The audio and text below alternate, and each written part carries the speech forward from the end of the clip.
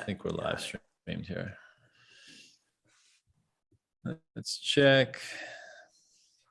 All right, we're good.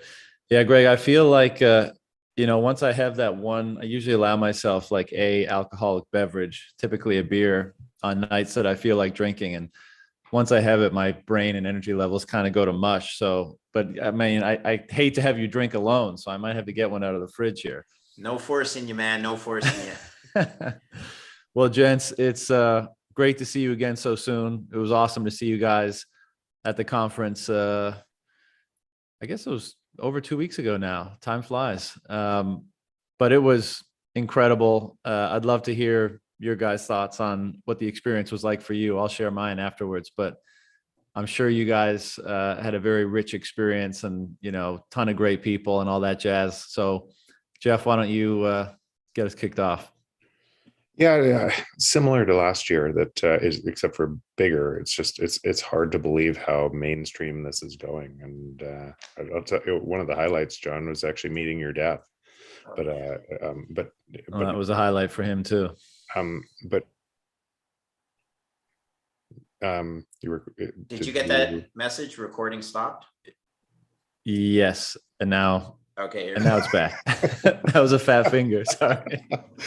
But no, as this goes mainstream, and as so many people in this community, so many great people in this community, how many great thinkers there are in this community. And I'm not talking just the people on stage. I'm talking the plebs and the people that you're meeting every day. It's just such a wild ride. I just actually pinch myself that I get to be a part of it. It's so much fun.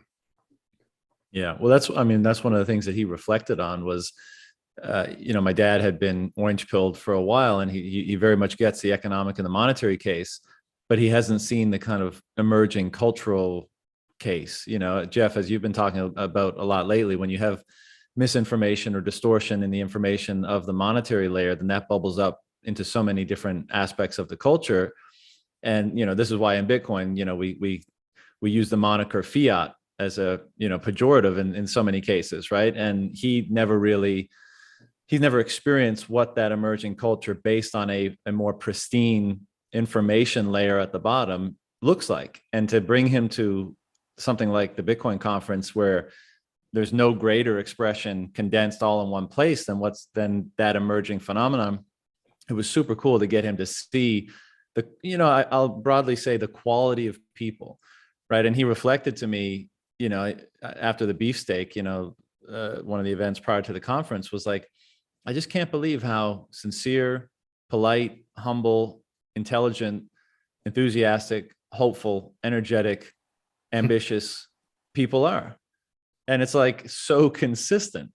So that's what, by the way, that's my wife and kids came as well. And they didn't last year. And my wife came away with the exact same feeling. She said, there isn't a person I met that didn't exhibit that type of. She didn't expect to go in and see that. Yeah, it's just a big giant love fest, really. There's so much gratitude and there's hugs going on everywhere you turn. It's something to behold. And I offered my mom. I told her I would take her if she wanted to go, and she declined, and my dad accepted. And after seeing the pictures and hearing the stories and all that kind of stuff, I get a message from her like halfway through. She was like, if you're going next year, I'll come, if the offer is still on the table. So that would be really cool if both of them came next year. Preston, what was it like for you? The sheer size this year was kind of mind blowing.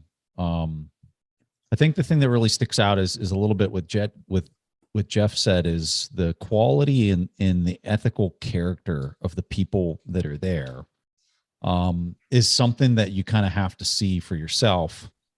And just the rallying behind the really fundamental purpose of what this is all solving, I think was the thing that is intoxicating and really difficult for people to see without being there. There was another thing that the Peter Thiel speech, particularly one of the slides at the Peter Thiel speech, I found very interesting as just kind of a finance person. He put up this slide that showed the global market cap of equities in the 1980s, and then compared it to the market cap of gold in the 1980s. Both were $2.5 trillion. So all the gold in the world was capitalized at 2.5 trillion. All the equities on the planet were 2.5 trillion. Wow. They were at parity of each other. And then he had right next to that was, what's the comparison today? And today the comparison is gold is 12 trillion and the global equity market is 115 trillion in 2022 for, effectively a 10x difference. And so that slide for me was something I had never seen before. That is not context that I had necessarily put on that. And I think what he's getting at is, are we going to see Bitcoin basically make a run? I think what he was implicitly putting out there was, is Bitcoin kind of make a run to put itself back at parity with equities. It was a very interesting chart. It's something that I've thought a lot about, and I'm still trying to figure out what was actually being said there. But I'd love for people to hit me up on Twitter or whatever to start a conversation even after this on that particular slide, which I found fascinating. Yeah, no, I think I'd be interested in knowing interpretations of exactly what you all, or what, broader people listening and that listen to that talk think about what that means. I mean, I'm sure we could all venture a guess, but very, just on its face, it's a very interesting slide to know that those two things were equal back then, and they're so divergent now.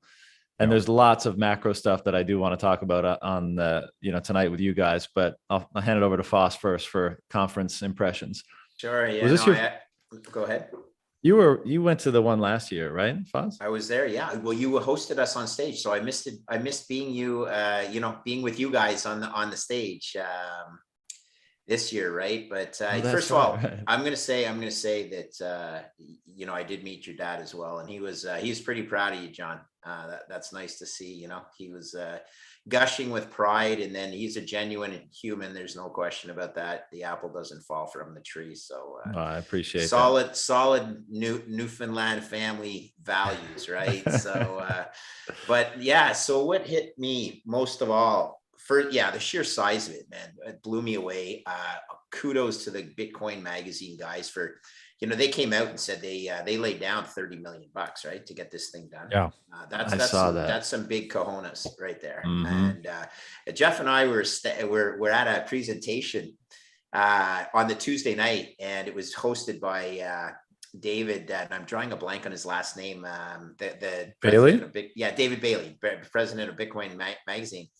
And but I didn't know who he was, and we're standing there and we're talking beside each other, and then I go back and sit down, and this guy's dropping knowledge bombs about what's going to go on in the Bitcoin in the conference, and I'm like, this guy's got some serious inside information. Who the heck is this? Jeff looks at me, he goes, "Hey, knucklehead, that's David Bailey, man. That's the guy that's running this whole thing." And he was so nonchalant, just standing there up beside me, talking to his clients, So that's what strikes me is, no ego, man. This is cool. And my chance to shout out the new name of Preston and Jeff's new fund, Ego Death, right? So no ego at the Bitcoin conference.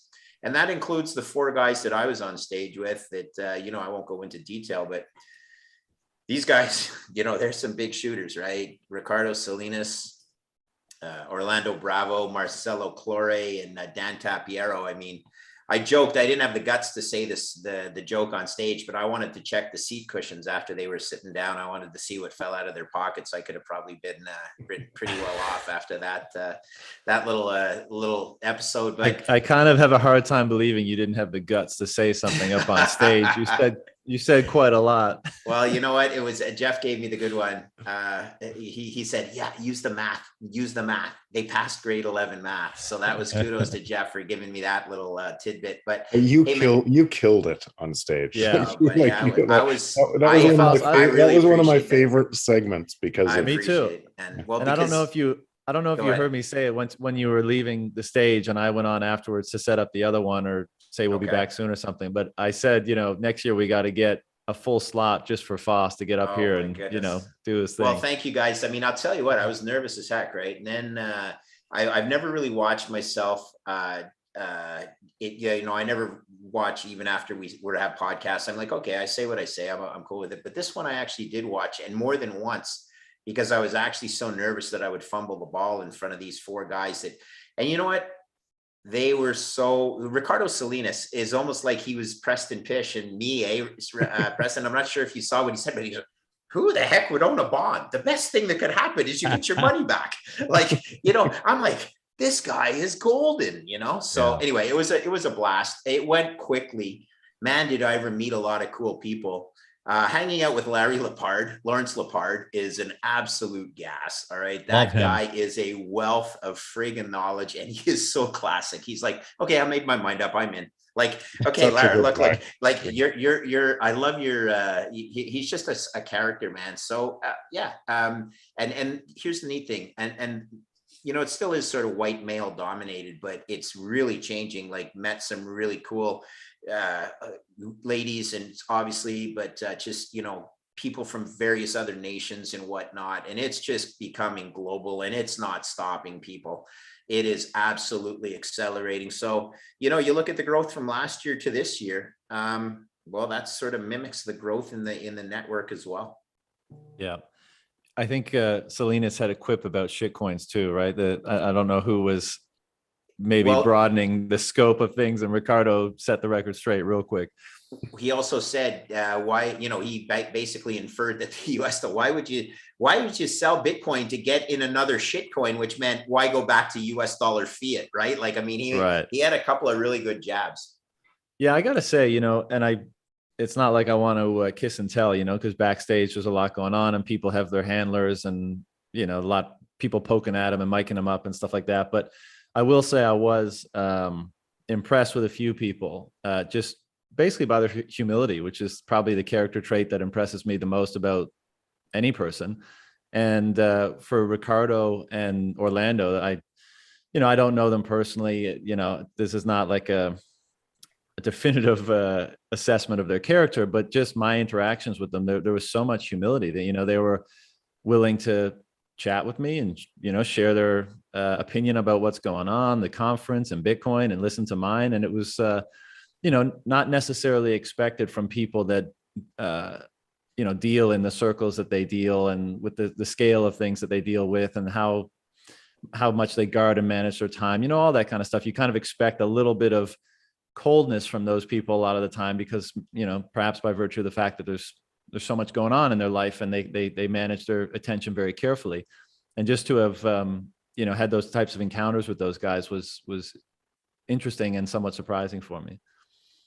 Even Aaron Rodgers, who was on right before us, and then I've never met Michael Saylor before, and I met him backstage, and he's, hey, Fosser, and he gave me a bro hug, and I'm like, hey, this is sort of cool, right? Like Michael Saylor. And then Kathy Wood, who I had met before because she invested alongside me in the startup company, and I shouldn't say she invested alongside me, far be it. She was an investor, and I happened to fall into the same investment opportunity as she did. 3IQ out of Montreal, but she was backstage second time meeting her, but just such a pleasant person. Those two were salt of the earth and rocked it right after we were on. So humility, guys. I mean, there's not a lot of room for egos, because generally the egos live on Wall Street, and they're walking around in their Fiat clown shoes. 100%. And Foss, I saw you a few times outside of the backstage area, right? Outside the conference halls.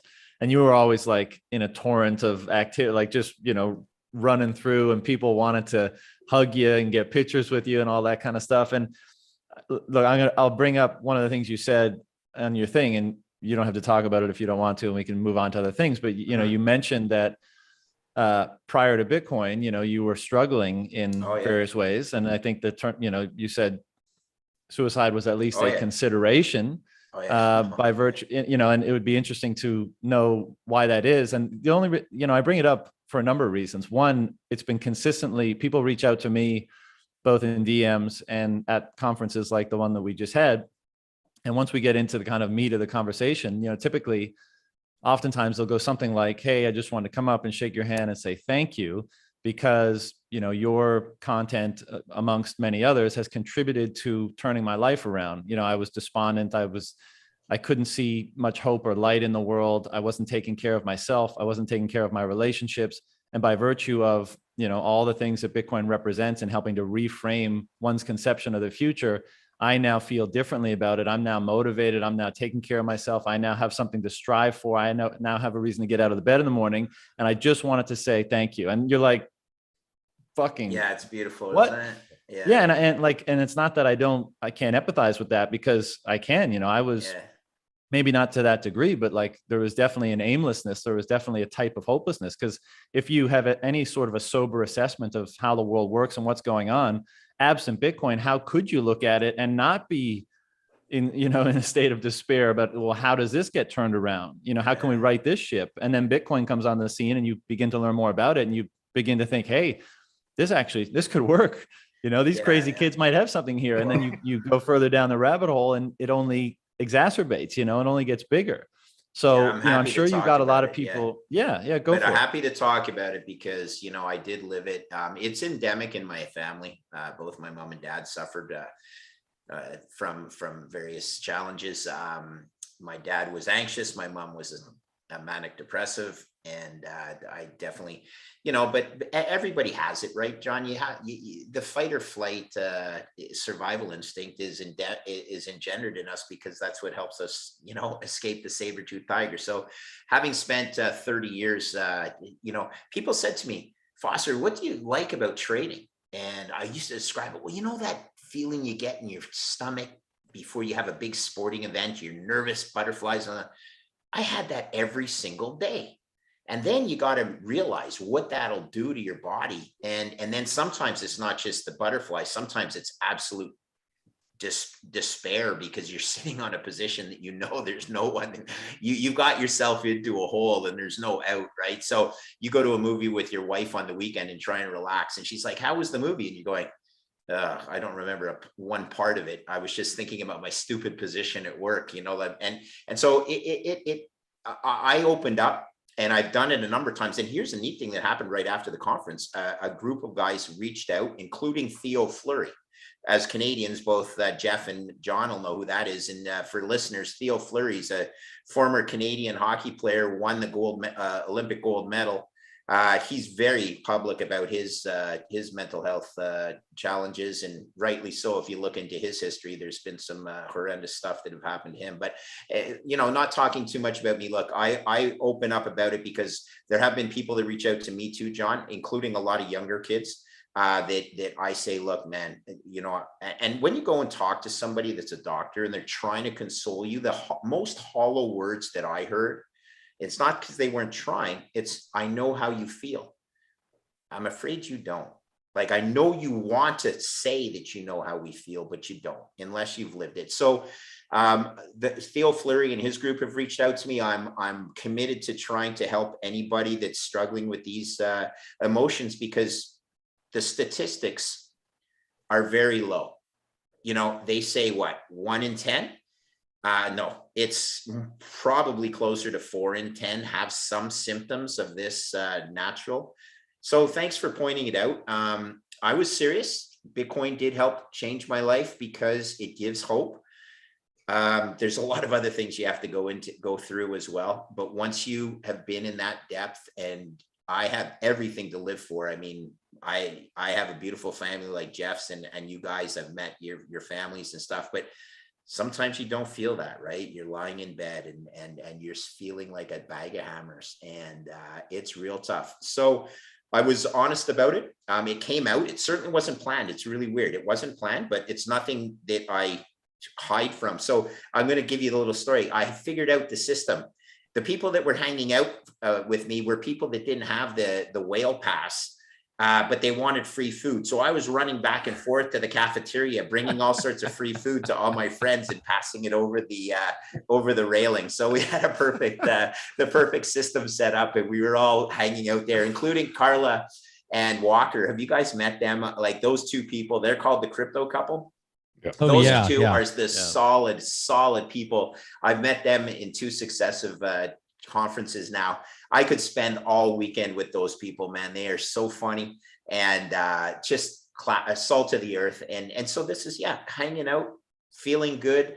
I met Lamar. I saw a Bitcoin vegan who is Justin Redrick, who wrote the book from bars to Bitcoin, I think it is, or Bitcoin to, he was in prison and he came and turned his life around. So look, people can turn their lives around in various different ways because of Bitcoin.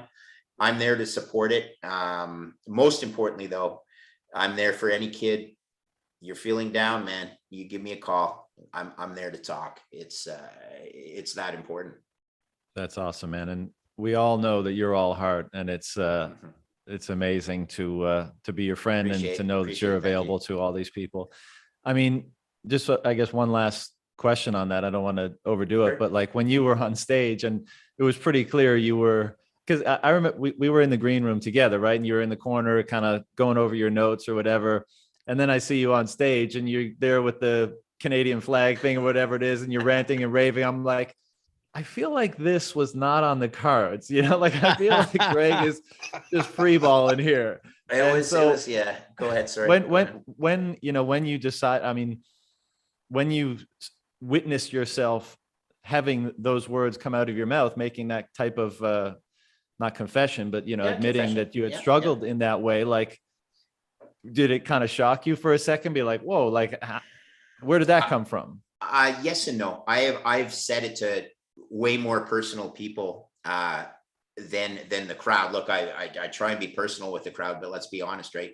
The hardest people to admit it to are your kids and your people that you don't want to show weakness. But in fact, in my opinion, perhaps it's not weakness. Perhaps it is, so the people that got me through this were my daughter and both my boys and my wife. I mean, there's no way I would have survived without them. And I owe it to them, to be honest, that, that this can happen to anybody. So it didn't surprise me, John. It wasn't planned, I promise you. But then once I said it, I'm like, okay, that's fine. I've said a lot worse things. The biggest happiness I didn't do, is I didn't really screw up the presentation. And so I'm happy with that. And I think that added to it. There are a number of people that have reached out to me, as I mentioned, including people via tweets like, thank you for this. Thank you. It takes a lot of guts. And yeah, maybe it does, maybe it doesn't. What took the most guts is looking your kids in the eyes and saying, I'm sorry, I'm sick. I'm going to do everything I can to get better. But that being said, that takes a lot of time, because there's times when you're like, I can't get better. I'm not getting better. And it's a battle. It took 3 years for me to do it. I don't know what it's a bunch of little victories along the way to build back up. And then once you find your happy spot, my happy spot is believing that I have a purpose. I can go back in my life and find things that other people haven't lived. I often say that, look, I'm 58 years old and I've made 35 years worth of mistakes, but that's what I bring to the table, is all these mistakes that I'm trying to help people avoid. And I've talked a lot, guys. So here's what I know. Here's what I know, right? I know this for sure. I have met the best people in the last 2 years that I've become public on the Bitcoin stage. For whatever reason, I have met the best people, bar none, that I've ever met in my life. And that's not to belittle any of the other people I've met in my life. That's just, I've never met a group of people in such a short amount of time that share the same that you said at the beginning of your show, right? It just comes down to character. Jeff and I, Preston and I, John and I know that I can call you guys anytime, and you can also know that you can call me. And then within a larger group of people, exactly the same thing. It's weird, but how else do you explain it? I'm very spiritual. I'm not religious, but I'm very, very spiritual. Everything happens for a reason. And I believe that my purpose is to try and, further this effort to improve the world. Yeah, that's beautiful. And I think many of us feel that to some degree, and that's why, I focus so much of my attention and thought and contemplation on how the emergence of this thing and what it represents to each of us in our own minds starts to cause a reframing of perspective around so many different things in our lives, right? And then and then when we stack those up, when we see things a bit more clearly, when we show up a bit more because we have that sense of purpose or clarity or hope for the future, or, all these things that Bitcoin seems to instill, at least to some degree, in people, or even amplify in people, then you start looking at your life differently, and you start thinking like, I can fix this and improve that, and stack it all up and make it better and make it better and make it better, and build these relationships with other people that are doing the same. And then what kind of compounding effect does that have on things? And I think the answer is tremendous. I mean, as we've been discussing, you go to a conference like this and you're automatically best friends with like 500 or 1,000 or however many people. They come up to you and they know you, and you don't know them yet, but like within 5 minutes, you're like, oh, I know the fuck out of you. Like now we're great friends now. And I mean, it's just so unbelievably beautiful that that's even possible, and that we're doing that around a common purpose to bring greater freedom and fairness and truth back into the world for the benefit of ourselves and our families and everybody else. I mean, what greater purpose is there to unite around? And this is the outcome. That's why, well, John, I just want to add on one thing that Greg said at that conference about mental health and everything else. And we perceive that no one else is going through it because we're in our heads all the time. So if you look at photos, you always look at photos of yourself. You don't look at everybody else, and you're constantly thinking about, how do I matter? How do I matter? How do I matter? When you're in a system, it's just in the fiat system. If Greg and Bond Trader, imagine coming home every day after that, and then thinking, okay, this matters, and especially if you start to understand what Greg knows about the whole system, it's hard to feel hope in a system like that. And that's and then there's a lot of people still that don't really understand Bitcoin, that are living in a system like that. We tend to think, and Bitcoin, once you've gone down the rabbit hole and you understand, why can't people see this? But there's a lot of people still that don't see it, and they're living in that system, and they're all reinforced by that system, and it's taxing on them. But again, they're showing up in the world and in some cases they're being reinforced by a small group of people there, or a big group of people that's saying you're doing it all for the right reason, and they can't find themselves out of that hole. So I would just, what I learned, a very similar thing that Greg said, is how many people, and you said, how many people come up and say, you changed my life just by that, and that it precipitated a change in how I think about hope, precipitated where and where I'm going. That's how could you not want to do more of that? Yeah, 100%. And just a final capstone on that, I think one of the great benefits of someone like Greg coming out and being so open about that is oftentimes, when you're in that state of mind, it can be so very isolating. As you said, Jeff, like you can feel like you're feeling differently than other people are feeling, when the reality is a lot of people under the surface are feeling something similar to varying degrees, and at different times and for different reasons, all that kind of stuff. But to have people come out that you think from the outside are like crushing it, right?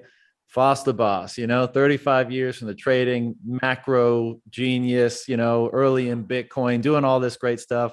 People love him.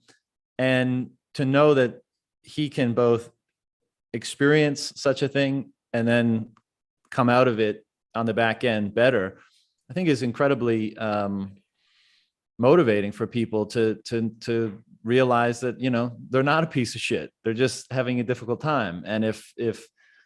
And I think they can gain strength from other people's examples and knowing that other people are going through it too. So I don't want to. But if you just with that, if we focus on ourselves all the time, yet we compare ourselves to other people that we don't know anything about their world, is the same thing that you said. I was so surprised at Salinas and how he was.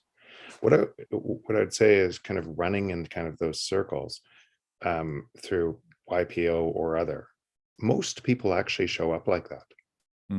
Most people, they don't show, and most people in their own life are measuring separate. They're looking at their own life and they're so focused on themselves that they think everybody, they look at somebody else and they go, oh wow, that person has everything.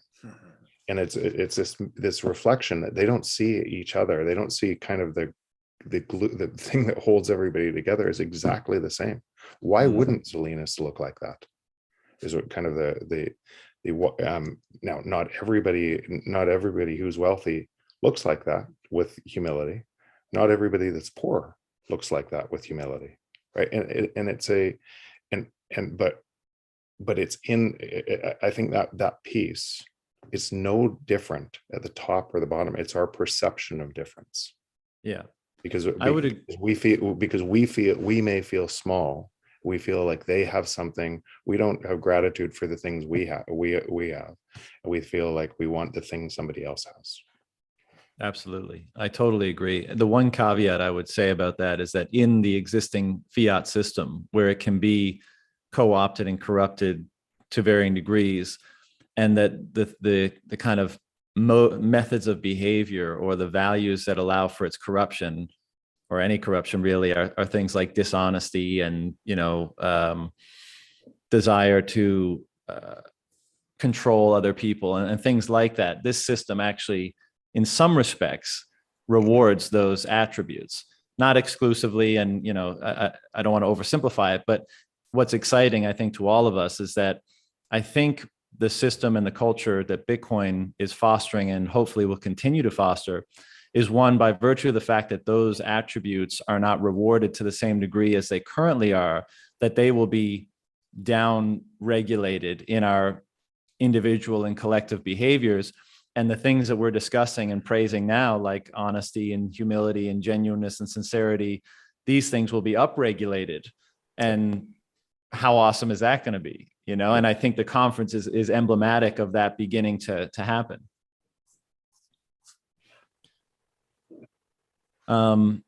Jeff and Preston, I think we got to discuss, speaking of, ego and its down regulation or up regulation, or certain attributes that manifest from ego or otherwise.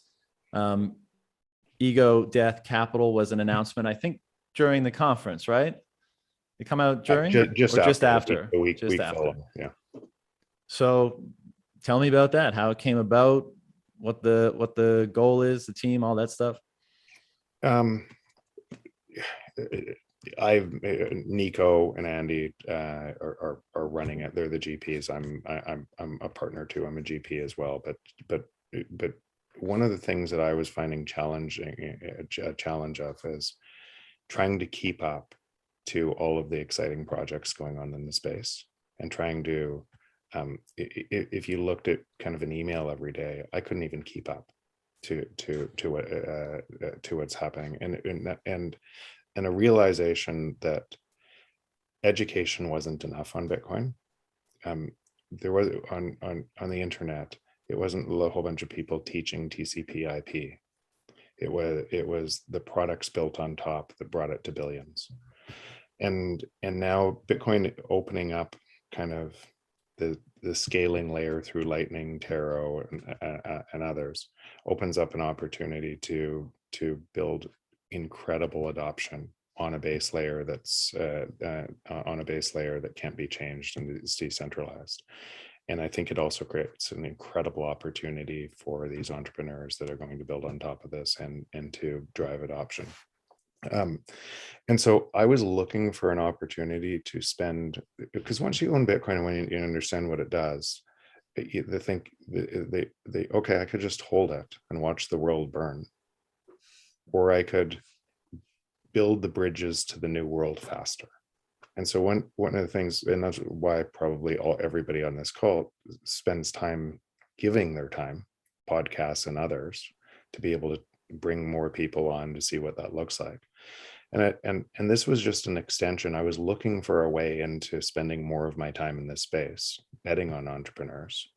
And two entrepreneurs came to me with a plan and a fully baked plan, and tighten it up. And how could you not bet on them? And so that's was the impetus of this.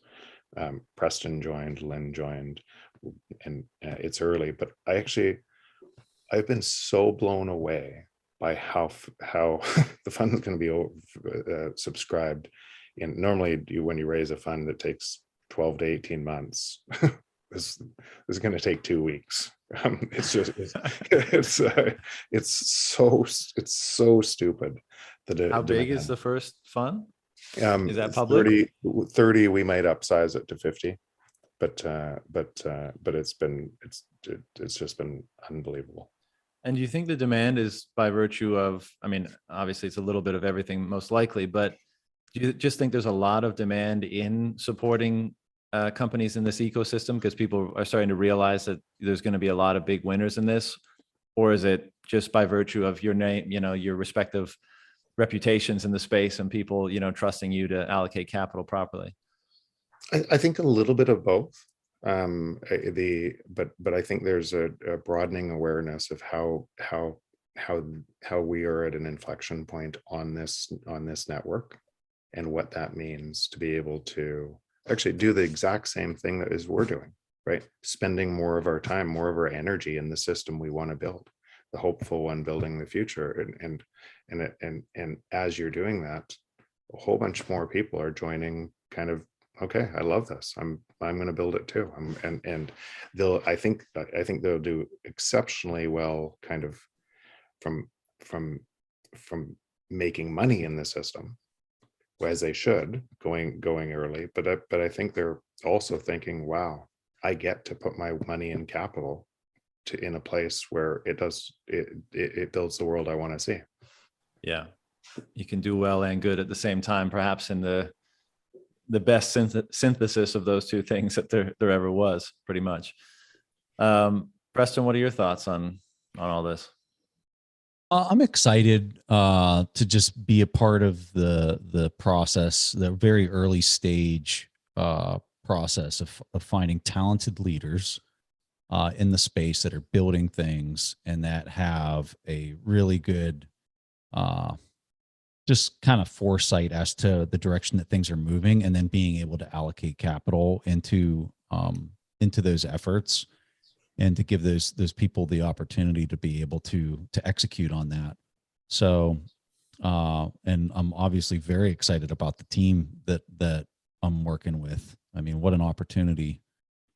So yeah, I mean, it's one of those things where you just like pinch me that I'm working with this team and having the opportunity to do something in a space that I just am beyond passionate about. Like, it's just very exciting.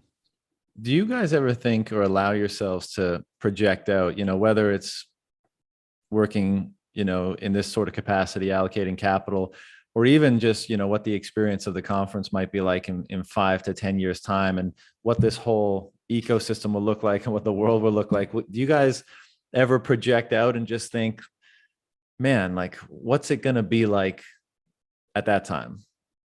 Or is it, one day, one quarter, 1 year at a time?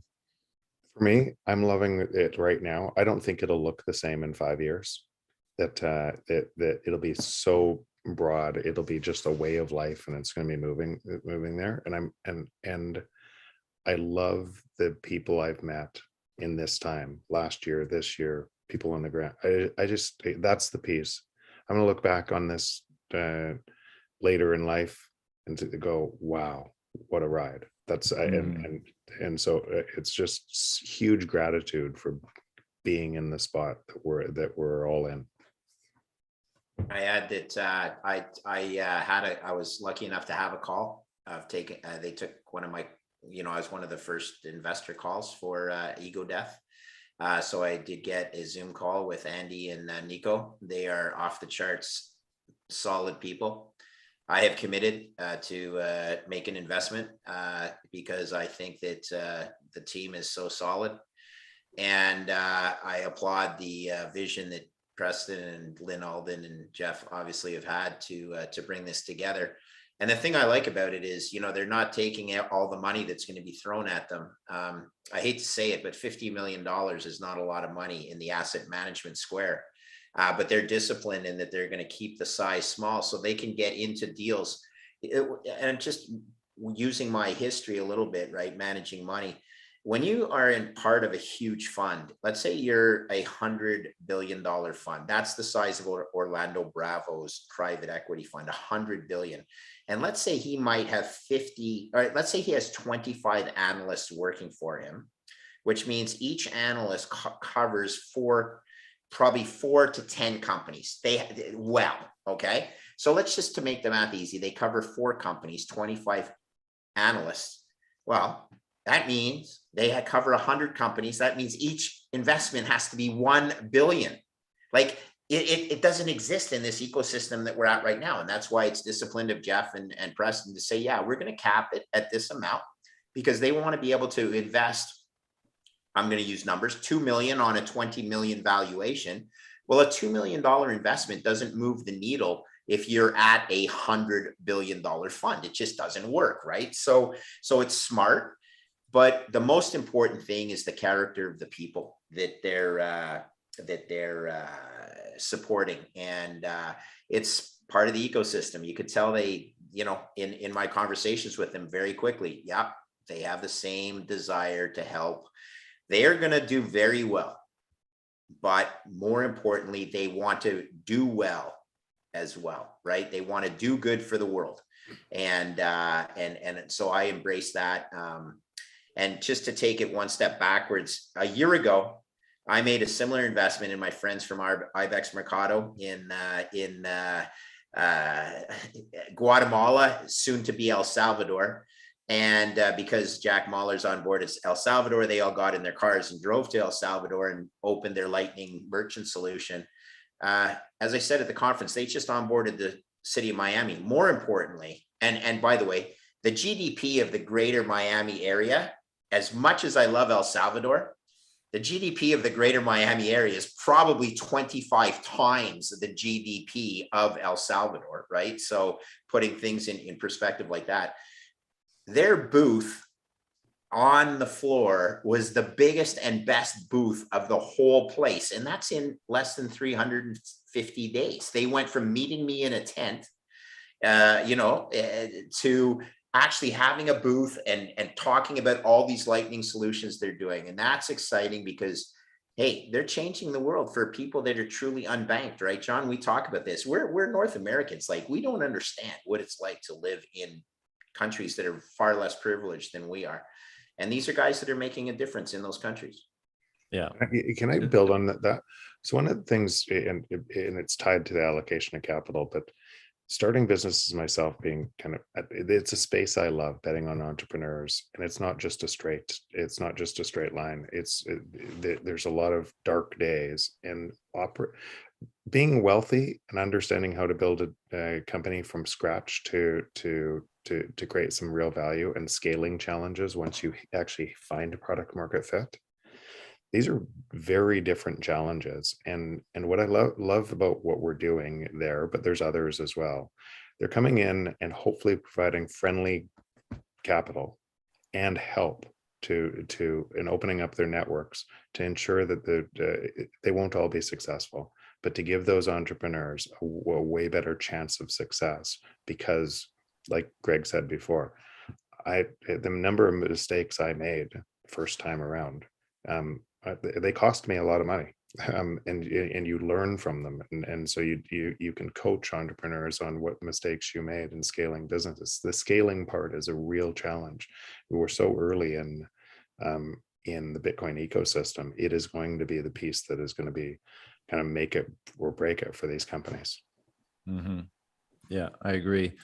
A final question about the new enterprise, and I think I asked you this when we were at the HRF thing in Miami, but was there a particular place the name came from? I think many people might be familiar with the term ego death, whether if they're into meditation or psychedelics or philosophy and this kind of stuff. Was there a particular inspiration for you to use that term?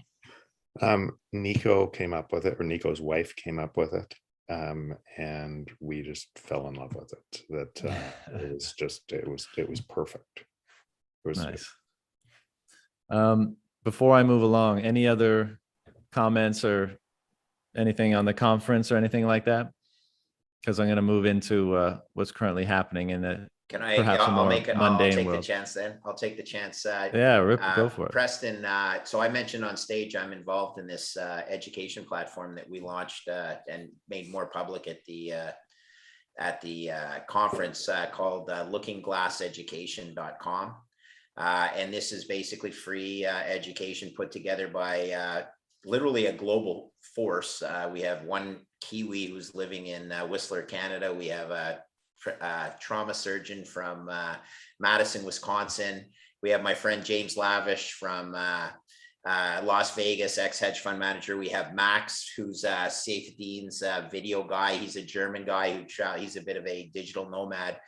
We have Daz Bea in Australia. And these guys are writing content that's off the charts and impressive and free. And so Jason, Preston, I need Jason, who is the MD from Madison, Wisconsin. You met him at the conference, but as busy as you are, he's sent both of us an email and he's been begging me, hey, Foss, get on Preston. He hasn't answered my email yet. He hasn't answered my email. So I'm calling you out right here, okay? Because this on behalf of lookingglasseducation.com. And one of the things I'm extremely proud of, so I'm going to come back at you privately. We're going to address that email. And I've honestly forgotten what it is. I love it. Okay. So, oh, thank you. Yeah. 10 million emails. Okay. So I'm coming back at you, bro. I'm coming, but here's it's in there with the 16,310. One of the things I'm extremely proud of is that our Looking Glass Education has made a donation of 1 Bitcoin to the school system in El Salvador. Okay, so that 1 Bitcoin will be used to fund the school system and teach the kids in El Salvador the Bitcoin process. You know, it's not going to be a deep dive per se, but it's going to get them comfortable with, you know, the platform that their president has endorsed. So look, you know, I've met these guys. These guys are giving their time, like everyone, for free to help educate the world. One of the kids is 26 years old. One of the kids is 29 years old. The trauma surgeon is old like me, but still motivated to do good. And then James Lavish and Daz Bea, you know, they're a couple of years younger, but man, oh man, these guys are solid people that are doing this to go. I want to do a conversation with them. I would love to. Yeah, okay. Just, I would love to do that. Yeah. Thank you, Preston. Thank you. Oh my God. That's it's just getting past the 16,000 emails. I hear you, bro. And this is the beautiful thing. He puts people back together. Okay. That's his job. He's an engineer, a trauma surgeon. And by the way, he says stuff like trauma is a social disease. And when you think trauma, okay, obviously some of the wounds are self-inflicted, or not self-inflicted, but like gunshot wounds, horrible things, or doing stupid things like walking on a stepladder and trying to impress your friends and then falling and breaking your femur or whatever. It's a social disease. He's trying to help that. But then he reached out to me, and this is the impetus of this whole thing, Preston. You'd love it. He goes, I don't understand bonds. And I need to understand bonds, Foss. You don't understand. I need to understand bonds.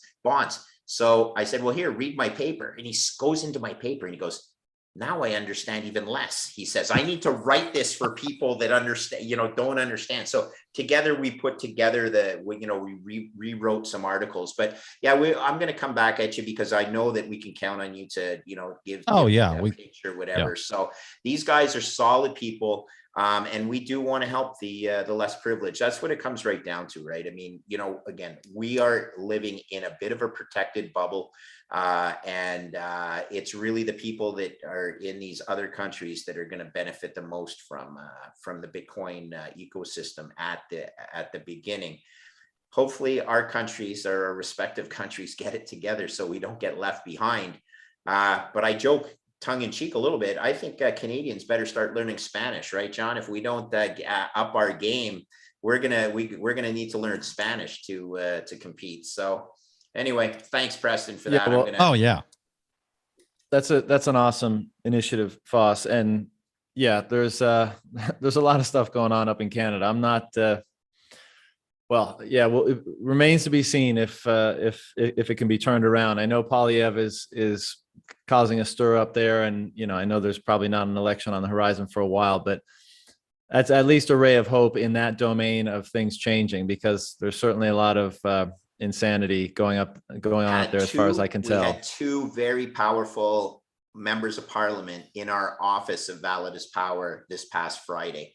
I will say one of them was not Pierre Poilievre, but one of them was equally as powerful as Pierre. And without saying who it was, because it doesn't matter, maybe they will divulge, they are so interested in how Bitcoin can help Canada, particularly with our natural resource sector, and how lucky we are to have this natural resource, our natural resource assets. So talking things like nuclear power, and how can, there's a nuclear power plant in Canada that actually pays Americans at some times of the day to take our power, not sells it to them cheaply. We actually pay them to take our power. Well, the MP is like, doesn't it make sense? We would mine Bitcoin with it instead of paying the Americans to take our power. These are the types of conversations that are happening. Gives me comfort that at least the ball is rolling. The thought process is rolling. Yeah, well, I hope you're right. I hope you're right. And there are a lot of encouraging signs, particularly around Bitcoin. But let's, you mentioned, what's been going on this year a little bit there, Foss, a few minutes ago. And we're off to a very interesting start to the year, economically speaking.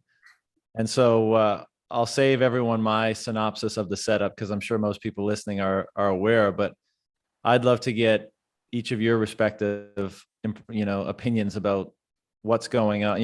And I think in the mix, I do think it's relevant that Twitter was just bought and is being taken private by Elon Musk for, $44 billion. And how does that influence the political and regulatory landscape that's unfolding now? And how much is that pendulum swinging in which direction? There's so many variables and they're all interconnected. So I'd love to hear the 10,000 foot view from you all. Preston, why don't you get it kicked off? So for me, I'll start with the currency market, because I think that's the thing that is kind of hitting these limits, if you will. The dollar right now on the DXY is at 103. When we just kind of look at the spike and then the collapse that we kind of had during the COVID, shock to the system, the DXY hit 103 during that. And we saw a pretty big reversal after they had to step into the market and do all these debasement like things. So when you're looking at currency ranges that they typically operate within, once you start getting to those limitations, like I would say the DXY being at 103 is starting to demonstrate that things will probably start breaking because the dollar is getting so powerful relative to everything else. When I'm looking at the yuan, the Chinese yuan, it's having a major sell-off in the past 2 weeks. The Japanese yen is in a total meltdown. And when you're looking at these limitations, I'm looking at the dollar, it's peaking out. You're looking at the yuan, it's hitting its lower limit, or not really on the yuan, but on the Japanese yen it is. And here's the setup. So you're already there at these limitations. And so what you would expect is for a reversal and for a correction and for the Fed to step in and ease. But what we're seeing and what we're hearing is that it's going to be the exact opposite, and that they're going to raise 50 or 75 basis points. I'm maybe in between those two. I don't know. But regardless, that is only going to make the dollar that much stronger if they're going to step in with that type of action, especially in the face of the Japanese yen is selling off relative to all the other currencies in the world, and their future action is more yield curve control, which is disastrous for a currency. Disastrous. So Didn't they guarantee to buy all issuance? For bond, yeah. So they're pegging it. What is it, Greg? 25 basis points. Anything that goes above 25 basis BOJ, points, they're a buyer. They would say they would buy unlimited amounts of 10-year. So for a person who's hearing this, what the reason that I think it's just so important is you're already at the maxes of where these things would normally start breaking things in the global economy. And the messaging out of both, or not just those two, but the US, the euro, the yen, and the yuan, if you're looking at those major currencies, every one of them is suggesting that the path forward is to break them even more than where they're already at, like aggressively. And what you got to understand is if one is loosening while the other one's tightening, that's almost like double the force on the spread between the currency spread.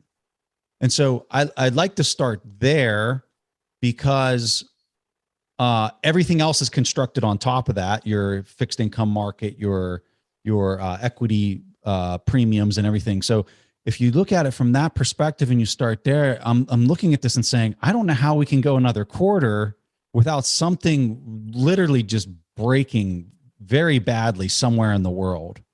And if I was going to just say one more thing about that. So when I'm looking at the yuan, which is just starting, the Chinese yuan that's starting to make a pretty big move, a pretty big sell-off, and you look at their actions over there with this zero COVID policy and them shutting down cities that are, how much bigger is Shanghai than like New York City? Like 3X or something? Yeah, Shanghai's like 28 million.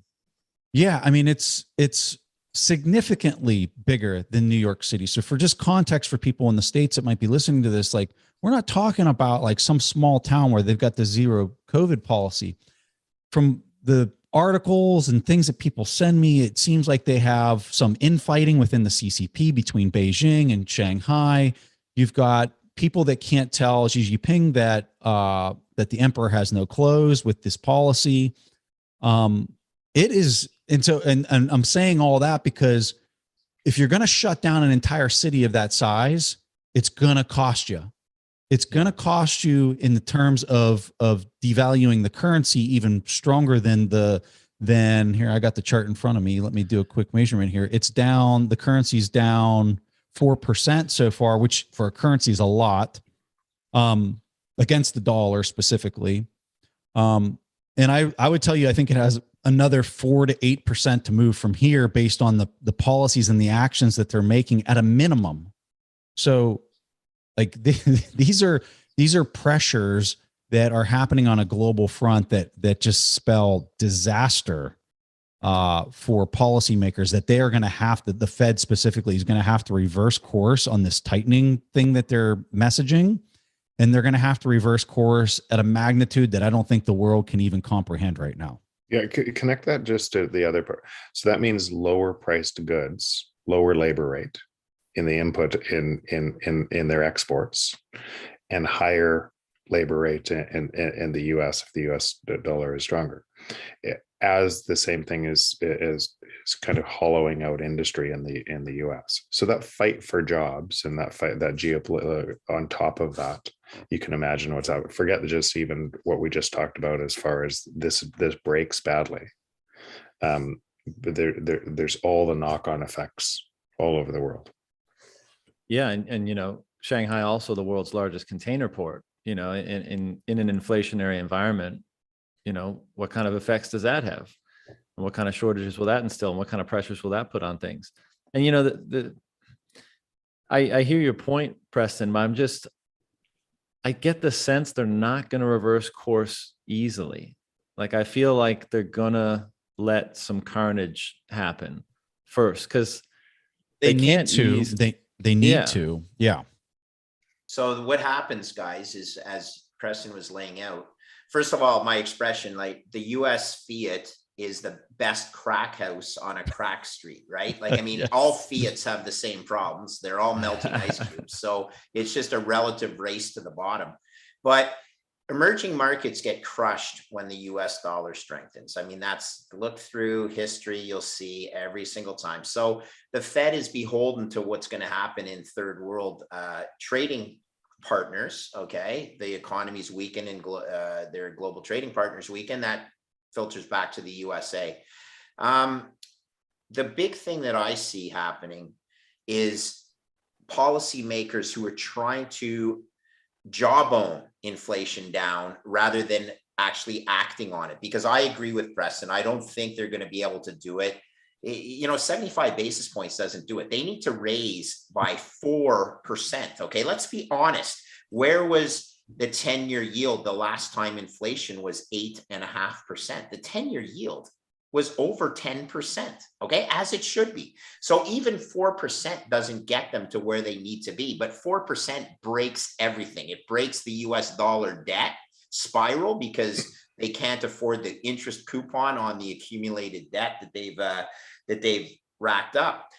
They won't be able to do it, guys. Yield curve control is coming, which means inflation will run hotter for longer, which means currency debasement will continue, which means bonds, in my opinion, which incidentally had the first time in history that the long bond index was down greater than 5% in the same quarter that the NASDAQ was down greater than 5%. Usually there's a dampening, right, Preston?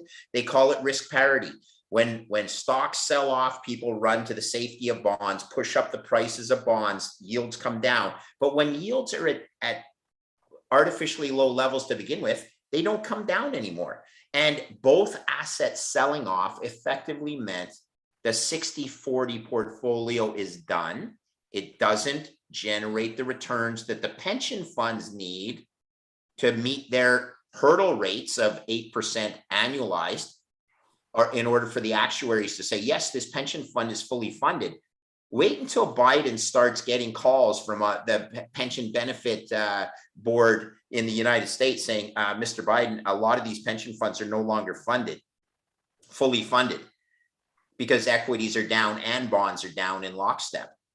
Oh boy, that's going to cause some pressure on the Fed or people to, make calls to the Fed. So I think it's, I'm in the same camp as Preston. Essentially, how do I summarize it? QE infinity in the United States, mimicked by QE infinity in all other fiat nations, because it's a race to the bottom, means, what does it mean, gentlemen? It means you need the best store of value ever created, hence Bitcoin, hence all the stuff we talk about.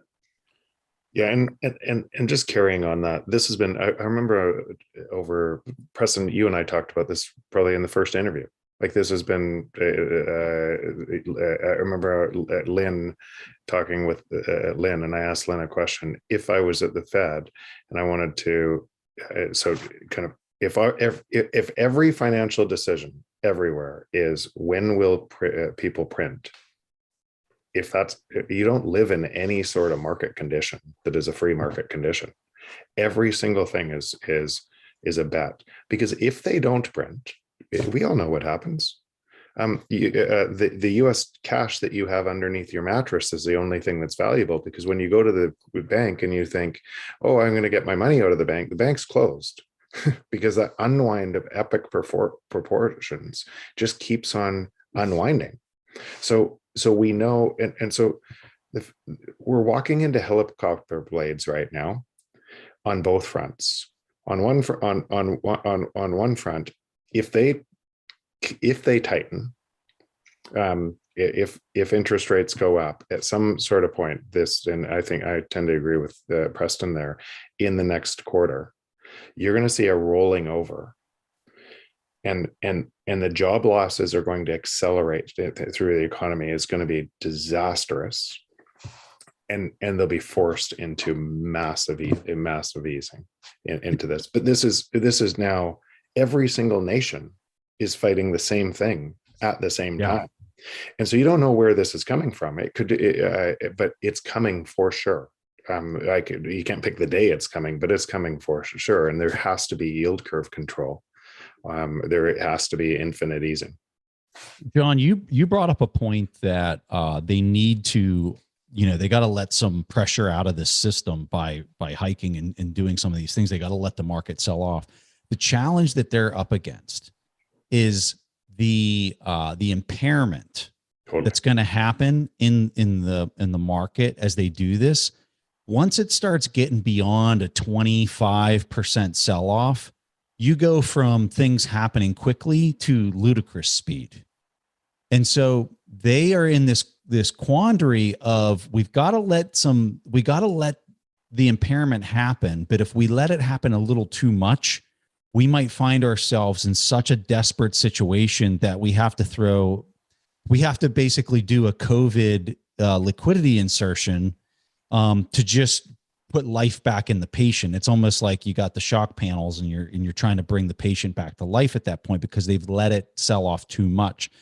And so they're in this really like just hairy situation where when I'm looking at the backdrop here is if the Fed stepped in and started to ease right now, okay, which I think you could make the case for based on just where the currency, the spreads between the currencies are at and how likely it is that something's about to break, that you could make the argument that they probably shouldn't even be tightening right now.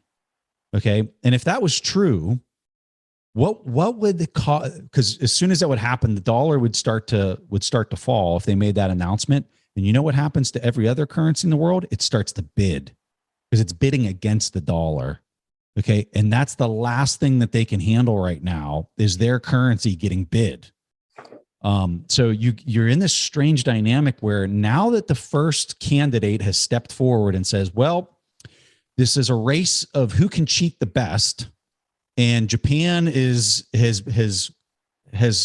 basically said, all right, we are just going to full out cheat. We're not even going to act like we're cheating anymore. We're just completely cheating. And we're going to let the whole world know we're cheating at this point. That's your yield curve control.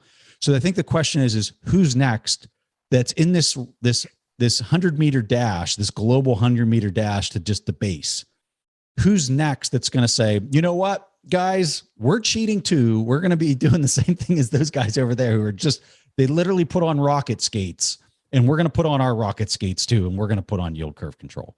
And I think it's like this domino event where, and I don't know the timing of this. I don't know how long it's going to take for that to play out. Do we go through another deflationary fit and where it goes back up and maybe that we get to that in the EU 3 years from now? I don't know. But I do know the race is starting to get very, what's the word I'm looking for? Overt. It's becoming very overt that you just have to cheat at this point. Like everybody just got to cheat. They got to do yield curve control. Preston, the term that's I love that was coined by Rick Santelli, who's the commentator on CNBC, one of the few commentators that I actually believe has some experience. He calls it beggar thy neighbor. That's the, you debase your currency so that your exports get cheaper in the face of someone else keeping their currency at a higher level. Jeff made mention of that. So that's called beggar thy neighbor. The funny thing is, and I need to stress this, we've only raised once, okay? It's not like we have a lot of room to play. We can ease. Guys, we've only raised once for F's sakes. It was 25 basis points. My God, and the world's going into recession. Okay, yes. here's the key. Okay, go ahead, Jeff. But I want to say one thing. Inflation compounds. Okay, 8.5% inflation may go down to 6.5%, may go down to 2.5%, but cumulatively over those 3 years, you've lost the plot, especially if you're not going to raise rates to fight that. So I don't see the way out. It is only QE infinity is the only way out. Yeah, and this just takes me back all the way to the book, right? You could project the world we were going to live in because it was exponential on one function, technology, and it had to be exponential on the other. Now, if you remove some of that liquidity, and it just falls all the way back down. Yes, and so it has to have more and more printing forever. It's always been QE infinity. It just, people didn't know it was, and they're starting to open up their eyes and realize, the entire system of the world, if we don't have a neutral reserve asset in the world, then every nation is going to cheat. And as with yield curve control and the constant printing of money, and when you have that happen, all trust breaks down between people all over the world, and you typically go to war to reset it. That is the dark part of where we are right now. The amount of people going to be hurt no matter what on this, that aren't in Bitcoin, that aren't moving forward. We build a business. try and get capital right now, right? And you think, okay, my business is doing great, and now the window just closed, right? Or if you're it's not in the right spot. On the other side, have savings that are going to be completely wiped out. Be a pension fund that is sitting in there, and there is no fix from the existing system, and people are still pretending there's a fix from the existing system. Yeah, and I suspect that's part of the reason why a lot of these billionaires and large capital allocators have really taken notice over the last year or so, because I think a lot of people perhaps have come to the realization that the risk now is very much, and it seems very clearly to be systemic. And that just conjures up in your mind, oh, well, what's my answer to systemic risk? And perhaps they, many of them hadn't considered that before. And I think a lot of them are winding up on the answer of that is Bitcoin. And so much of this it's so multifaceted. I think we live in a world today where almost everything is an extension of monetary policy. And by that, I mean, like, I think, the institutions, the powers that be, all that kind of stuff, we can't really separate in terms of the reality of how they operate government policies and monetary policy, because, they're obviously in bed together, and they're obviously confronted with an extremely unique circumstance. And I'm sure they're sitting around together being like, let's put our heads together. And again, Jeff, as you often point out, like, perhaps with altruistic intentions, and I think that's disputable in some cases, but let's just assume that, okay, we put our heads together, and what can we collectively do to, rub each other's backs, achieve the ends that we all want. And so, but unfortunately, in this type of structure and system that we have today, that generally means that things get imposed on people that may not want them to be imposed on them, because that's how the system achieves its ends. That's how it maneuvers it or massages it in certain directions. And I think over the last year or even longer, maybe that's become more apparent. Of course, I don't have any proof for this, but I think if you attack it logically, maybe it's not such a stretch. But Preston, I wanted to ask you, like, when you say, looking at the currency disparity, and we talk about something's going to break soon, what do you think is most likely to break? And then as a second question on that, I think maybe we all kind of get the end game, right? A bunch of messiness in between. Bitcoin, emerges as the victor in the end. But these conversations are interesting to have so that we can sharpen our own way of articulating them and explain them to others and make the case for Bitcoin.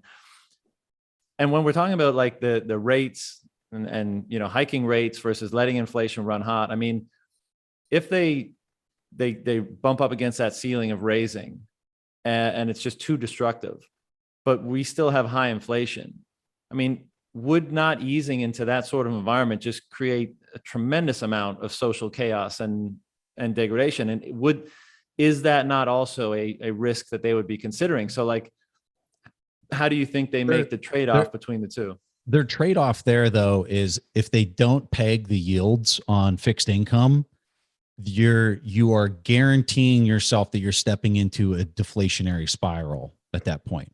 So they're going to peg the yields to try to delay the inevitable, and you're not going to get much time. I guess I'm saying this when the U.S. eventually gets to yield curve control, because they're going to be, in my opinion, they're going to be the last ones to arrive at yield curve control. When they get there, I'm curious whether Jeff or Greg would agree with this, but I think you're in a 3-year window at that point, as soon as they start doing yield curve control. Because I don't know how you're going to not manifest that printing into the economy.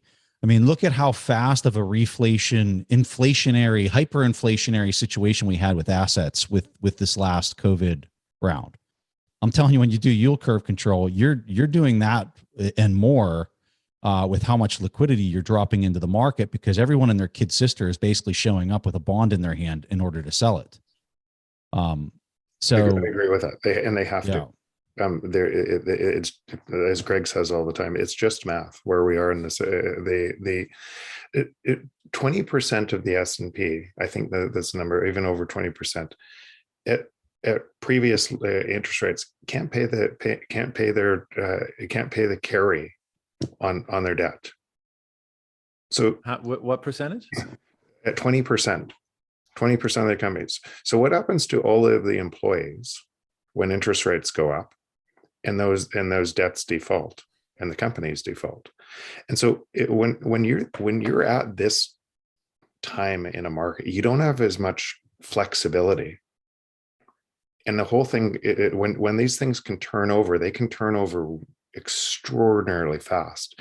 And when you think about that company, that is all of the employees in that company, and they're paying another company for that, it just cascades through the economy at a crazy rate. That's what, and so those policy mistakes kind of pick up something you said before. Always throughout history, a central bank loses independence to the state because we demand it. Right? Because humans say, what are you doing? What the politicians it becomes a political machine, and it has to become a political machine because we all demand it, because otherwise the ensuing chaos is too hard for society to bear. And both sides of that equation, that's why they're trapped, right? One side, you let a deflationary spiral happen, and it happens all over the world, lightning fast, and every asset resets. I'm pretty sure that that's not going to happen. The other side is you QE to infinity all over the world, yield curve control all over the world, and there is no free market. Sean, I would describe it. I'm sorry. Great. I would describe when you have yield curve control in the US, once that decision's made and it's very clear that they're pegging the yields across the duration of the yield curve, I think that's truly your event horizon moment. There's no coming back at that point, because what that represents is the supply chains, the unit of account has been so mutilated that your inflation prints that are a breakdown in logistics of just a normally functioning global body is so jacked that we have to manipulate the cost of money permanently, not here and there like they have been doing with QE, but now we have to do it permanently, because if we allow it to even for a second make a run at the inflation number that is made up, right?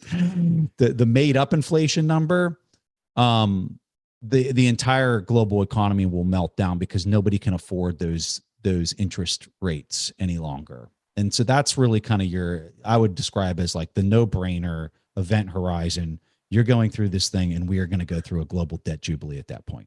And particularly the USA can't afford its own debt, the government of the US. Okay. But here's the thing that, again, the USA will be the last fiat to fail. They'll also be the last one to try and implement yield curve control. We're going to see some test cases taking place in other G20 nations, which we're already seeing. So I'm not quite as I don't see the end quite as quickly as perhaps Preston, in that I think it could be, and I've said this, I'll go on record as saying, I think Canada currency fails 10 years before the USA currency fails, which means Canada hasn't failed yet. So I think the USA has 10 more years from now. I could be wrong, but the point is, again, it's a global race to the bottom. The US dollar cannot be the strongest dollar because emerging markets get crushed, and emerging markets include the perennial serial defaulter of Argentina, which is a G20 nation. It includes Turkey, which is a G11 nation. When you start seeing these countries fail, the writing's on the wall. So then it'll come down to the euro, and it'll come down to the US dollar, and who fails between those first. We have time, guys. That's why I think, but every single cycle accelerates. So maybe I'm wrong in that the next one is the big one, and that goes kaboom, and the cycle, as we saw in COVID, it's just way more severe. The drop is more severe, and then the recovery is more sharp compared to the great financial crisis 10 years earlier. What I will say is this, and this is really important.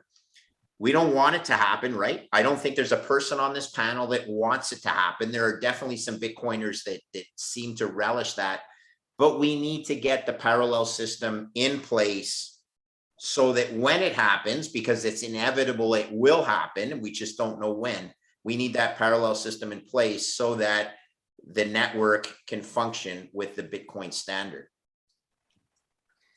One thing that just on a Canada note, Greg, I think it actually has longer to play because of the natural resources. Okay. Because when you're printing money at that rate that other countries have to print, the natural resources just respond and they move up in lockstep. Yeah, maybe I've been listening to our fearless leader so often. Yeah, and I can totally disagree with the policy of what it does all over the world, but I can also I hope you're right. I hope you're right. Look, as a proud Canadian, I hope you're right. Everybody needs to understand, I do not want this to happen to Canada. This is why sometimes I'm so vocal about not, about standing up against the lack of mathematics that go into some of these policy decisions. But let's be honest still, Jeff, the USA is not good. Canada will not survive longer than the USA. There's no scenario that I can see. I agree with that. It's just what ends up happening is right now, people are looking all over the world and effectively oil and natural resources are saying, my natural resources are worth more than your printed money. Good point. Good point. I hope you're right. It's such a perverse situation that we find ourselves in. We're like, global capital, the pricing of global capital is just screaming, trying to say, hey, there's not as much of me as you think. And I think the future is way riskier than you're allowing me to signal. And you have a coordinated global effort of manipulating that signal down to try to say, shh, no, don't worry. It's not so bad. There's lots of money and everything's going to be rosy in the future. I mean, that's basically, what the interest rate is trying to communicate. And all of our actions every day and the cost of capital and all of that is feeding into that signal. And it's just being hammered down, and right now, this little slice of time of the last few months, even despite all of that, it's still trying to poke its head up, right? And it's just going to be hammered down again. And we're going to look back on this and be, people, 8th grade economics classes are going to look at this case study and be like, how fucking stupid were they? I mean, isn't it obvious that if you just destroy the price signal like this, if you just destroy and misallocate capital in order to keep some facade going, that it's going to end in absolute disaster? Were these people retarded? And the answer will be, yeah, a lot of them, the people in charge were, John, 4-year policies. Yeah. They're trying to live in 4-year terms when this takes a 20-year or a 40-year even mandate to reverse these. It's just kicking the can down the road. We could have solved it. We easily could have solved it after the Latin American debt crisis. We could have solved it less easily after long-term capital management. The great financial crisis was where we tipped, but you had to solve it there because the world was ending. There was a window of opportunity after the great financial crisis to bring in austerity, to pay down the debts that had been transferred from the financial system to the governments, because the governments were the only ones that were able to buffer the decay in the system. And every time they tried to do it, taper tantrum, and I'm not going to get elected if the stock market's not doing well, and so these are the 4-year terms that are bumping up against 20-year cycles. And Mark Moss has a pretty good one where he compares 200-year cycle, 50-year cycle, 20-year cycles are all converging at this point in time right now. And there is no mathematical way out except for debasing the debt and pretending that $1 is something still worth $1. I mean, we know it's not, and that's why you have to get your insurance. I just hope that we have enough guys that are, even the ego death capital ecosystem that they're trying to develop will help to get this network set up, that we have this buffer. Because I'm worried that the next big one is the last big one, because people are just going to say, okay, I see how this ends. We're just kicking the can again. I'm not accepting your dollars. They don't work anymore. And once that happens, there's no going back. You're throwing your dollars into the street like Venezuela does. So, Greg, why I wrote specifically, I couldn't go down as deep as I wanted to in that book because you had to keep it at a certain level. But why I wrote the chapter Us versus Them, it's really predictable what happens to society and us. John just said it. Everything is a function of this monetary system.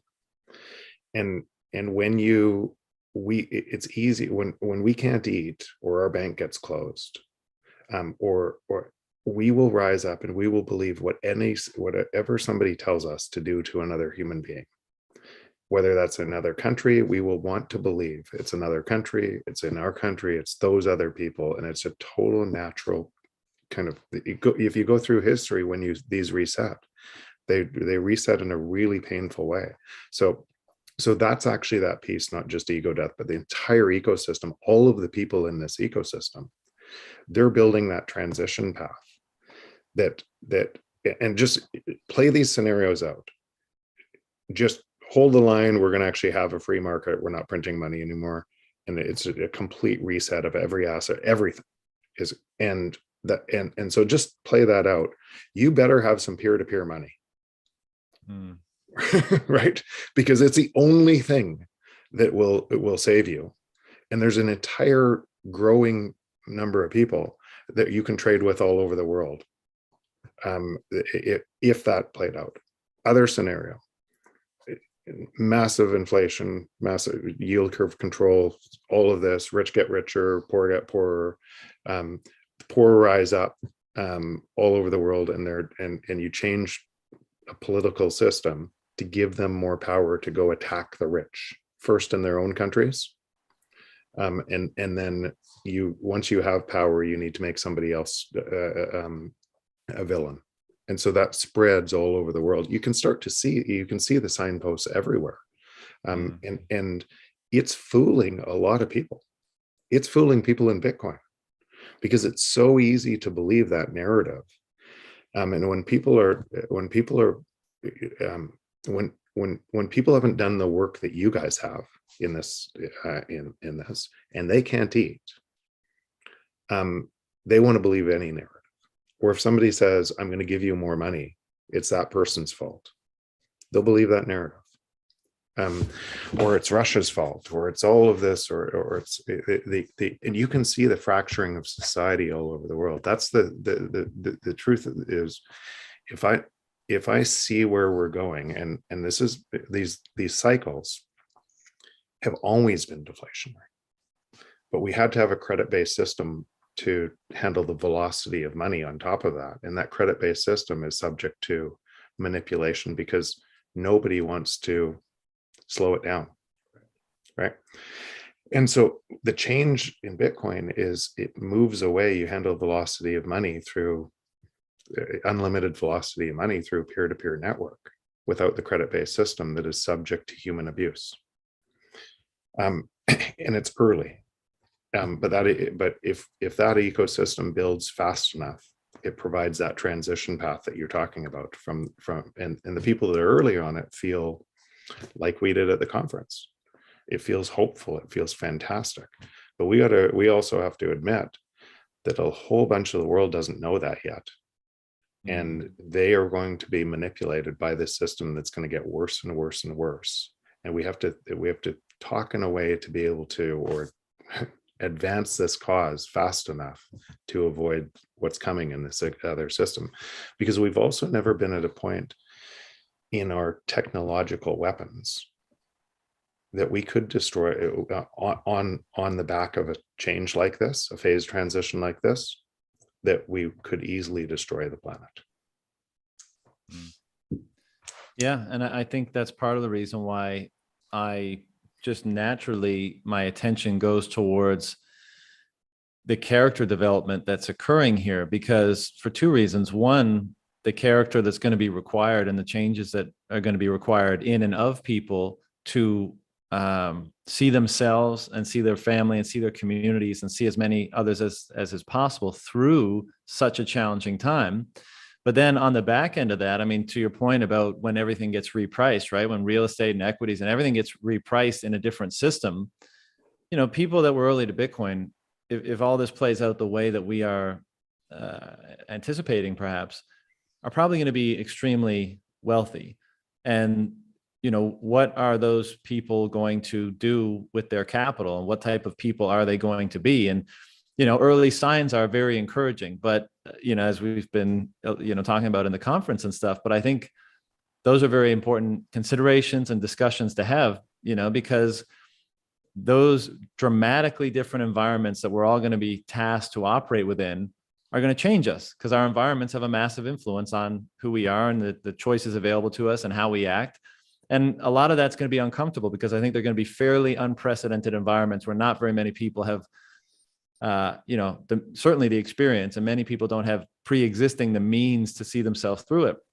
So there's going to be this, somewhat forge-like transformational process where people have to rise, I hate to be super cliche and corny here, but rise to some latent potential in order to get through that as best as possible with as many people as possible. But I mean, it's, as we've been discussing here, and as we often discuss, I mean, it's such unprecedented times that a lot of things are coming to a head. And, it's been fun to sit on the sidelines for the last 5, 6, 7, 8, however long we've all been here, and kind of like, at how obvious the problems are, and, just watch number go up, and it's all great. And don't get me wrong, I love that. But it feels like over the last 18 months, 24 months, I think it's been sobering for a lot of people to say, like, oh, this is becoming super real. And how should we act now that that's the case? I just think you need tons of humility and empathy for the dislocation that's about to happen, because there's going to be a lot of dislocation. And based on what I've seen at these conferences, thank the good Lord that a lot of this buying power is being stuffed into the hands of the people that I've met. Yeah. Gives me a whole lot of hope. 100%. Last question, and then I'll throw it over to you guys for any closing remarks. But, Eric Kaysen, a good friend of mine, we were doing one of our HODL hangs with American HODL and Rob Breedlove the other day, and he reflected that, he was at the conference for 5 or 6 days and a million conversations and all that stuff, and he had not once talked about or been asked about the price. And then we were all like, oh yeah, me neither. Like, I don't remember ever talking about the price. And that just speaks to what's really going on there and how awesome it is. And I hate talking about price, and I rarely ever do, but I am curious, based on this circumstance that we've been discussing, and maybe this is relevant for people that are just kind of entering the space. Not that I don't think it matters too much in terms of how you're going to approach your acquisition strategy, let's say, but do you think the circumstances that are currently unfolding would precipitate a grinding down of Bitcoin before a dramatic move up? Is that consensus, or what do you guys feel about the opportunities that may lie ahead for dry powder in the next 3 to 6 months?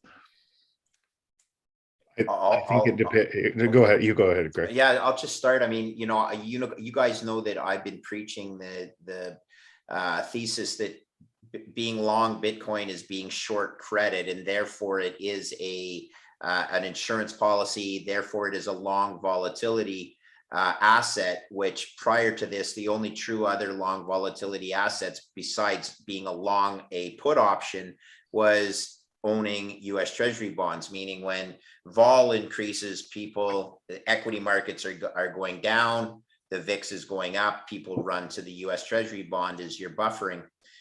So that's my thesis. It clearly hasn't sunk in yet, although there are signs at times that Bitcoin goes up as a flight to a diversifying asset. But in my opinion, if in the next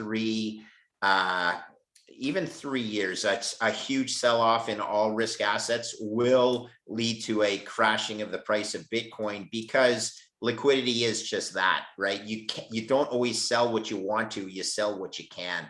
When you're being redeemed, you have to sell something. Your clients are demanding cash because you're getting redeemed. So having worked at a hedge fund, the worst feeling ever is when the margin clerk comes over and says to you, Foss, we need to raise 20 million bucks by 4 p.m. And you're like, God damn it, there's no bid for anything.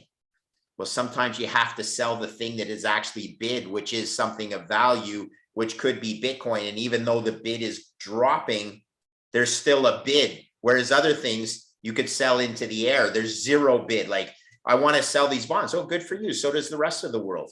So, yeah, probably. Although I'll focus on that report by Fidelity, the digital asset report that basically said there's Bitcoin and then there's shit coins. But really the long volatility aspects of Bitcoin as a shock absorber is DeFi. Depends how soon the big money managers embrace that thesis. So my hope is that that comes quicker, and that means that the down pressure is actually met with buying, but you got to sell something to buy it, right? These guys are typically not sitting on tons of cash. They are fully invested in equities, fully invested in bonds. If there's no bid for those other things, they can't turn around and buy Bitcoin on the other side. I'll summarize it with this, and it is a horrible job sitting in that chair when a liquidity unwind takes place. So I think the Fed does what they always do. They jam a ton of liquidity back into the system, which Preston and Jeff, I think, will agree with, which means the debasement of the currency accelerates, which means people finally get that they have to own a store of value. And it's an education process, guys. Like, the big money, once the big money gets it, I don't care. The plebs think that the big money doesn't have to come in. I'm afraid if you actually want the price to go to where people think it is going to go, the big money does have to come in. Okay. And 40,000 for whoever cares is still a rounding error. I'm not smart enough to tell you whether it's going to go through 20,000 before it goes to 2 million. I don't care. I just hope we have that chance that it will be the buffering mechanism so that we come out the other side of this nightmare that we are probably going into from a risk asset basis. I can't even think about it priced in US dollars anymore. There you go. And I think that it's just such a mindset from the existing system. And even if you just connect what Greg just said in different language, what he's actually saying is every other asset would fall faster than Bitcoin. And so it actually doesn't matter the relative, it's going to take all of the monetary energy of the existing system over time and divide everything by 21 million is what it's going to do. That and how it does that, whether prices fall everywhere or prices rise and Bitcoin rises faster, that's what we're talking about. I can hear everybody listening being like, whoop, whoop, whoop, whoop, in response to that response. Preston? Yeah, I was just going to say for people that are sensitive to the price and it impacts just their emotions, I would, the way you can control your emotions and, get past that is just through knowledge. So the way I would describe it for them to try to understand it is the dollar is extremely powerful. You're dealing with something that has just an enormous market cap relative to everything else. And not just the dollar, but the euro, the yen, the large major fiat currencies. If you add them all up and you look at what those represent relative to everything on the planet, they're a very powerful force. So, and if I was going to dissect that fiat currency system, all of them added together, the thing you got to understand is the actual monetary units, the baseline units are a pittance, and the credit that then is constructed on top of it is massive. And that credit expands and contracts. And so when you're looking at it, let's just say that there's 10 of the monetary baseline units here, and then you have 100 units of credit constructed on top of it, for a total number of units of 110, those 100 are contracting and expanding, contracting and expanding. And if you're using those units to measure the value of everything else on the planet, whether it's equities, commodities, whatever. The thing you got to understand is when it starts to contract, when that credit starts to become impaired and starts to contract, what it's doing is it's just removing those units from the system. Everyone talks about Bitcoin having 21 million units. There's 19 million in circulation right now.